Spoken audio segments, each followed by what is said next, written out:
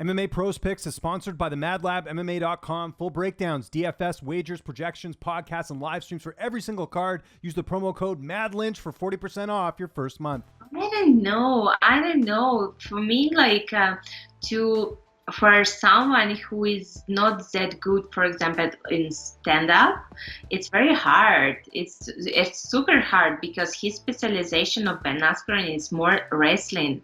It's more like to lift first his opponent and put him down, head down like this. And it's gonna be a little bit harder, but you never know. I don't know really skills about Jake Paul. I don't know his skills. I never saw him fighting, but a final of the day, it's going to be interesting. Oh, man. Oh, I don't think Ben should do it, man. I don't think he should do it, man. I'm going to go with Jake.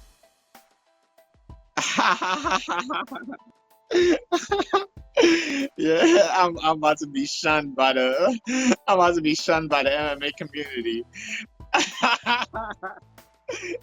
Jake Paul. No, I don't think he knocks him out. Okay, this is what I'll say. Depending on what the referee lets you get away with, if the referee's pretty lenient, Ben Askren is gonna win. But if the referee stays really strict to making them have to just box, I think Jake Paul will win. Man, like DC said, Ben better win. Man, he's representing the whole MMA community, so he better go out there and put it on this dude. I'm gonna have to go with Ben. He's actually had a real fight. You know what I mean? This other guy is just a fake fighter. So, of course, I got Askren. So 110% biased, but I think people still really overlook the fact that one of these guys is an actual combat sport athlete, and the other one is not, and has not actually fought a real fighter before. It's a lot different.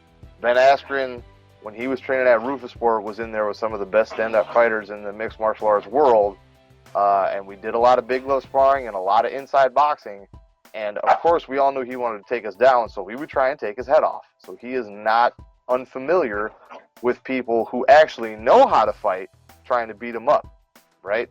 Jake Paul is not as familiar with how to fight. I'll give it to him.